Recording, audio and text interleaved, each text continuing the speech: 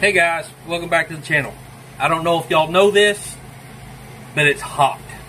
It's summertime, it's changing into summertime, and it is getting hot. So, check out what we got from Garvee. Maybe this will help cool us off a little bit. What is it? It is a 12,000 BTU 120 volt mini split air conditioner. Guys, we ain't had an air conditioner since we moved here. We've been here, what, a little over 2 years. Yes. Yeah.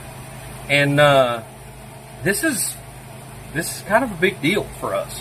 Yeah, now our solar system isn't really strong enough to run it all the time. We are in desperate need of some bigger solar panels. We're a little slacking on the solar panel side. So this will probably wind up, making us run the generator a lot more, which is not very efficient. We'll see how it goes, but at least during the hottest part of the day, we don't have to suffer. Or when we're in here in the evening or whatever, trying to cool off, we can turn it on and get some cool air. Yeah, right. All right, let's get this thing unboxed. Let's get this thing done. Installed and set up. Drain hose. This is their little, okay. That's the main wall unit right there. Oh yeah. Don't mind Lily's art projects back here, y'all. She's working on clay stuff, so. This is the inside unit. I guess the head. And it's remote control. There's a fancy remote.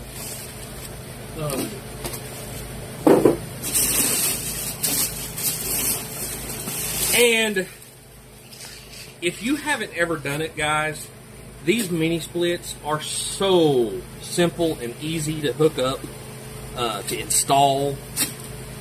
It blows me away how simple these things are. And we're fixing to show you how. It's even got a level on it. This is the mounting bracket for the wall. Actually, I've installed multiple mini splits like this, and this is the first one I've ever seen that comes with a built-in level. That is really cool. And why is that important? Because you have to have it level. Tell them why. Okay, so as you guys know, ACs, when they're running, produce moisture. And if this thing is not setting level, if it's setting one way or the other just a little bit, the moisture will puddle up on the inside. This is the drain tube, and you want it to come out. It's got to be at a specific angle so that it drains and doesn't build up back here. And if you let that build up, then it'll start building up like moss, almost algae on the inside, and it'll plug everything up, and then it'll actually start flowing the water out the front of the unit, and it'll freeze up. Yep. And when it tries to defrost, it'll leak everywhere and get the inside of your house wet. So it's very important that you get it level. Yes, very important. And that's cool that it comes with a level on. That is genius. Yes. And this, guys, is the outside unit.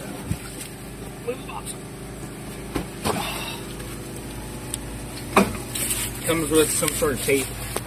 Yep. That's to wrap all of your lines in to keep them nice and clean. And there's your lines. There's and all your wires that you need. Feels like some sort of clay in there. It is some putty to seal up the holes. Okay. There's ants in our box, but that's because it's been sitting out here for a little while. Yeah.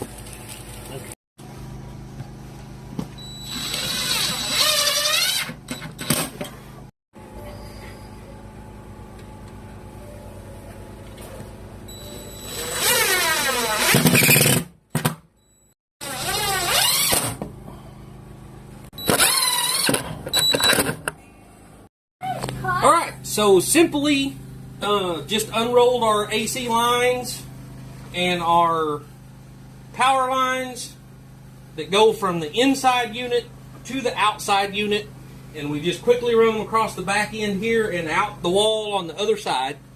And you will have to drill a hole in the wall. Now, because of our unique situation here, I am going to have to put a piece of PVC pipe to hook the drain to get it to reach all the way outside. That way the water's draining outside, not inside. Because normally this would be mounted on an exterior wall. Right.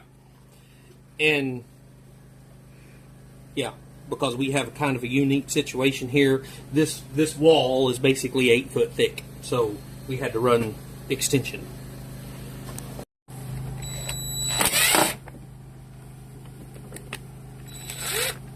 Now to access where the wires go? Oh yeah. So you just open this front cover. This is also how you access to be able to clean and make sure your condenser and stuff ain't stopped up here.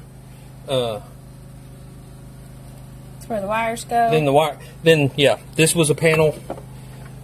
It's got one screw in it. You just take it out, and now you got to feed your wiring through the back and out through here. It is clearly marked. I'll show you that in just a second. Alright guys, just run your wiring through anywhere free. There is an open hole right here. You run it down in there. Okay. Now, we're going to have to pop these little tabs out right here.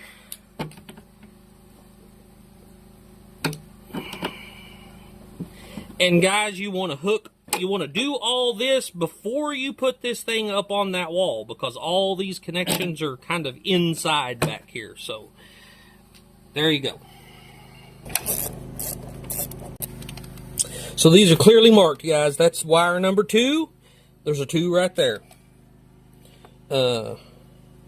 This one's wire number 1. There's a 1 right there. There's a 3S on that one.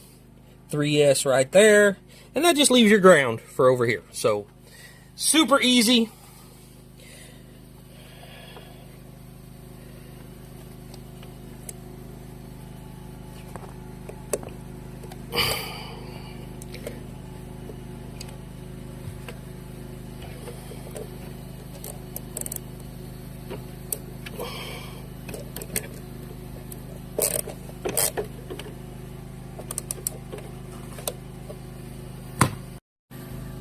Boom, there it is, y'all. That was so simple to hook them wiring up. It's got a little holder here that your wires run through that kind of helps, you know, if this gets pulled or anything like that, it don't put any stress up here. So it kind of clamps that in there and holds that in place. And now we're ready to hook up some refrigerant lines? Refrigerant lines, yeah. Okay, refrigerant lines are 2 completely different sizes. You're not going to get them mixed up. Also, you want to make sure you do this first. Get your inside unit completely hooked up first, because when you make the connection on the outside unit is what holds all the Freon. So when you make that connection, it breaks the seal and releases the Freon into the lines. If you don't have these hooked up, you just wasted all your Freon.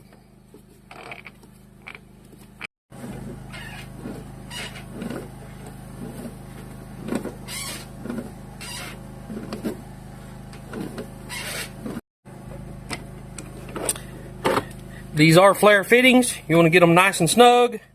Also, don't be alarmed.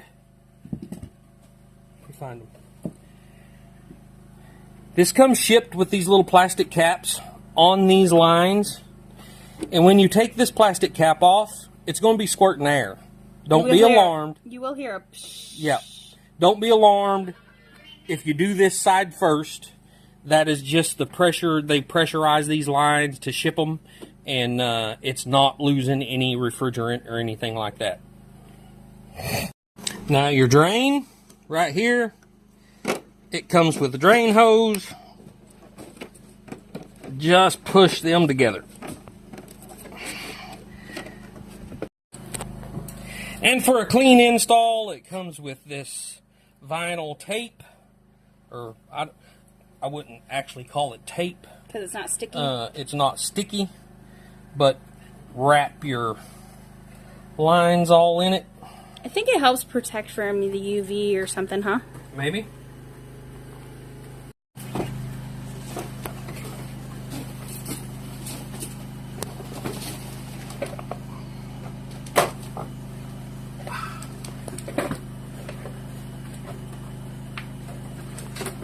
You're fighting me over here.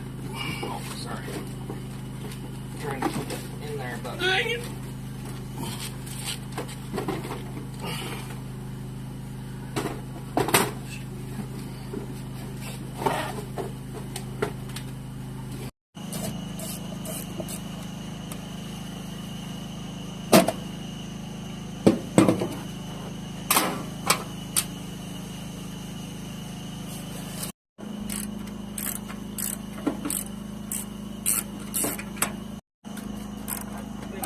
Somebody had it all, the things all twisted on it, but I found. Whoops. All right, same here, guys. The L1 and L2, which is right here. Oh no, okay, never mind. So N, L2, and then L, L1. So you got an L and an N. Obviously, that's pretty simple to know where that hooks up at.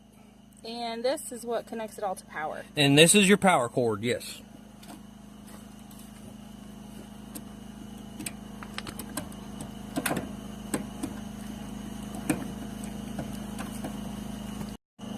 Okay, guys, the outside unit is as easy as 1, 2, 3, just the same as the inside unit. As you can see here, that's marked as 1.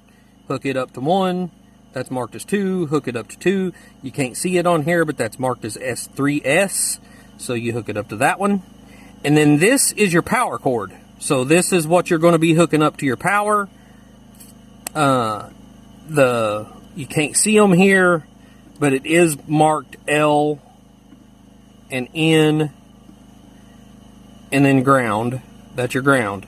Now, with your inside unit, it grounds right there to that little grounding bolt. And it even has a little grounding thing. I can't see in there. Yeah, you can even see the little ground symbol in there.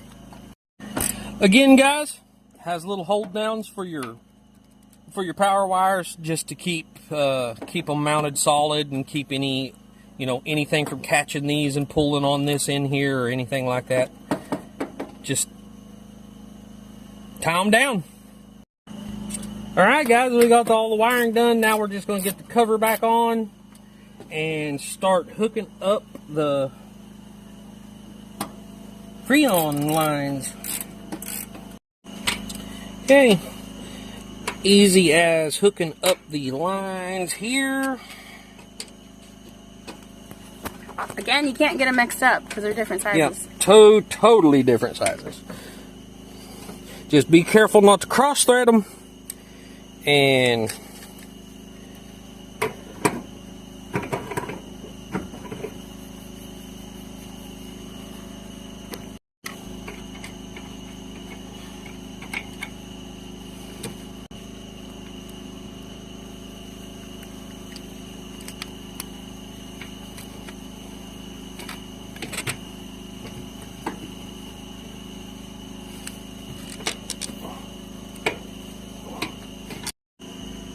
alright, you take these two little caps off, one right here, one right here. And I believe we're probably going to need a Allen wrench to reach in there and turn these, which then opens up and releases all the Freon into your lines and into your head unit. Alright, guys, time to turn the valve on and release the Freon into the lines, and cross your fingers and hope you've done all this right and you don't lose all your Freon. You can hear it go shh.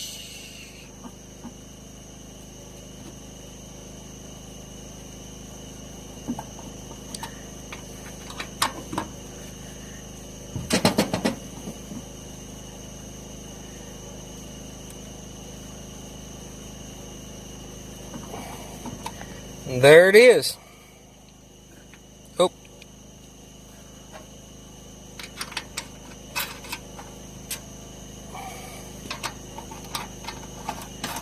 And it is important to put your caps back on and snug them back up just in case there's some kind of a leak inside that valve right there. And there you go. Now guys, as we already said, we have a unique situation. So we're going to have to put a 110, 120 volt plug in on the end of this cord so we can just plug it in on the inside. And yeah.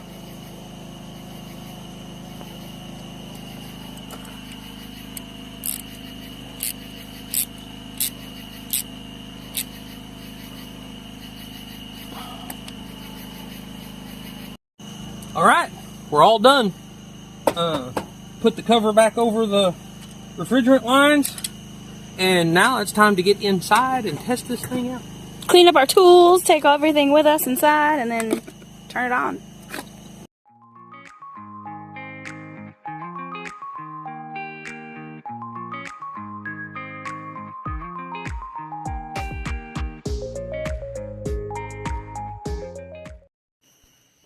All right, guys, check it out. Check it out. Time to turn it on. Remote control and all. Yeah, so if you lose the we're remote. fancy, y'all. All right, turn it on. You can see the screen. It's kind of blurry on here. Let me see if I can get closer so you can see it. So it does read out in Celsius. It may have, I haven't looked into it. It may have the thing to be able to turn that over to Fahrenheit, but you know, it's easy to do the conversion anyway. But yeah. It has tons of different settings. So I'm pretty sure I can't. It is on turbo mode right now. So that's blowing the hardest it can. You can see it just blowing my hair around, right? Right into my face. It's actually, can you hear it? Yeah. It's actually on the other side of the room over there from us. On the other side of the room, you can see papers moving around and stuff. So it's got a very, very hard, you know, good hard airflow for sure. Of course, it has fan mode, cooling, heating, high, low, medium, high, medium, low, turbo mode. Yep. Of course, we're not going to test the heat mode because it is already hot enough. You can actually set it to where this vent swings. It goes up and down. There's buttons on it. And then inside there's up and down swing over here. And then inside it's got left and right swing. So it'll do that. You can set it to where it just keeps doing that. You know, doing all the swing thing the whole time. Or you can turn it off, you know, set it where you want it pointed and have it set in there steady. In a couple of minutes, our thermometer dropped, you know, 20 degrees. Right. Ish. Right. So that shows you that it works. It works really well. We've had mini splits before, and I highly recommend them. I've had houses that have had central heat and air. I've had houses where I've had to use window units, and our last house had a mini split in it, and I would go mini split 100% of the time. Another thing, because we are off-grid, we are on solar, we pay attention, you know, to how many watts we're using. This thing is running on turbo mode. It is pulling right a little less than 800 watts, and I'm assuming because as it cools off a little in here, that wattage starts dropping. So maybe it's not having to work as hard for whatever reason, but you know, that is not bad for an AC setup. That is not a lot of power that it's using. In comparison to some others. But because we only have 800 watts of solar. Right. So even on a good sunny day, our solar only produces enough to run this. So with our refrigerator and lighting and, you know, if the TV's on, you know, blah, blah, blah, then it wouldn't produce enough to run this. Our batteries wouldn't charge. Right. And we have 800 watts of solar panels. If you know anything about solar panels, they never produce 800 watts. Yes. Yeah, no. No, what is it? If you have a 100-watt solar panel, you're lucky if you get 70 watts out of it, ish. Like that. So, don't quote us on that, but so we're losing, 30%. We are in the need to upgrade our solar panels really badly. But we are doing it. We're building our solar system debt free, and that's part of it. You upgrade this when you have money, and you upgrade that when you have money, and you upgrade slowly, and eventually we'll get there. We're not there yet, so we can't live the life of luxury and run the AC all the time, and that's okay. Because we haven't had AC the last couple of years we've lived here. We've been here 2 years and with no we're AC. Still here to talk about it, so it hasn't been that bad. Although, if we are outside working hard or whatever reason, we can come in, turn it on, even if we have to just, sit right here in front of it or whatever, cool off for a little while and turn it back off. If it's really hot and muggy in the evenings, we can turn it on for a little while, let it cool off a little bit. We can still use it. It's just not going to be like most people use their air conditioner. Where pretty much it comes on in May and doesn't turn off till October. Yeah. We don't have that luxury. So, anywho, I am really excited to have it in here. Yes. Because, when we need it, we have it. Right. And then, and it feels good. But like I said, it's almost blowing out too cold. Making me a little chilly. I may get the bed and just put it right here. Right, pointed at the floor. Real quick, let me show you the things that we talked about just really fast. We'll show you the oscillating stuff. But I'm going to turn the camera around to do that. Nope. Pull back so you can see better. So right now, that is the up and down swing. So it will sit there and swing like that the whole time. And then I will turn on the left and right swing, if you can see that. Are you running them both at the same time? Yep. Do I need to stop the other one so you can see it? Yeah.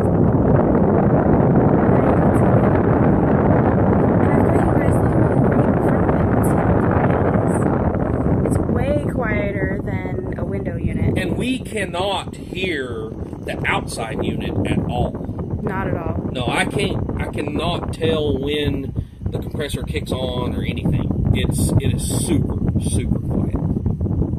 Like I said, it's got heat mode, cool mode, different speeds. You can set a timer. Well, guys, a huge thank you to Garvee for setting us up with this thing. If you guys want one of your own, check out the link in the description down here.